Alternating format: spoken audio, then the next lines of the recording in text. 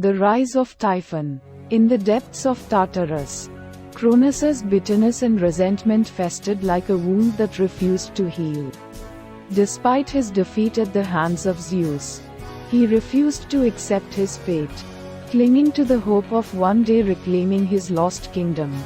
As he brooded upon his downfall, Cronus was approached by Gaia, the Earth Mother, who had long harbored a grudge against Zeus for casting her other children into the depths of Tartarus. Sensing an opportunity for revenge, Gaia offered Cronus a chance to rise up against his son and reclaim his rightful place as king of the gods. With a sense of grim determination, Cronus accepted Gaia's offer, knowing that the road ahead would be fraught with danger and peril. For he knew that Zeus's reign was far from secure, and that the seeds of discord sown by his enemies would one day bear bitter fruit. And so, with the aid of Gaia, Cronus set about gathering an army of monstrous creatures and dark spirits, determined to overthrow his son and seize control of the heavens once more. Among his allies was Typhon, a fearsome creature born from the union of Gaia and Tartarus, whose power rivaled even that of the gods themselves. With Typhon at his side, Cronus unleashed his army upon the heavens, their roars echoing like thunder across the skies. With each step they took, the earth shook beneath their feet, and the heavens trembled with the force of their fury. As Zeus looked down upon the chaos unfolding below, his heart filled with a sense of foreboding, for he knew that his father, Cronus, had risen up against him, and that the forces of darkness were gathering to challenge his rule. With a sense of grim determination, Zeus marshaled his own forces and prepared to meet Cronus and his army in battle.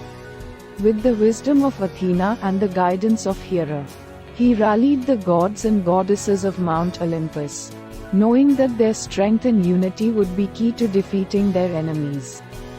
And so, with a mighty roar, Zeus led his army into battle, his lightning bolts blazing like beacons in the darkness. With each strike, he felled his enemies with righteous fury, his strength and courage inspiring his allies to fight on against overwhelming odds. But even as Zeus and his allies fought valiantly against Cronus and his army, they soon realized that they were no match for the power of Typhon. With each blow, the monstrous creature laid waste to their ranks, his fury unmatched and his strength unstoppable. With his allies falling before him, Zeus knew that he would need to face Typhon alone if he was to have any hope of victory. And so, with a sense of grim determination, he confronted the monstrous creature in a titanic clash that shook the very foundations of the cosmos. With lightning flashing and thunder roaring, Zeus and Typhon battled with all the strength and fury they could muster.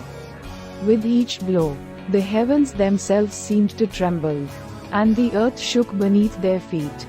But even as Zeus fought on against overwhelming odds, he knew that he could not defeat Typhon through strength alone. And so, with a sense of cunning and guile, he lured the monstrous creature into a trap, binding him with chains forged by the Cyclops and casting him into the depths of Tartarus, where he would remain imprisoned for all eternity. The end.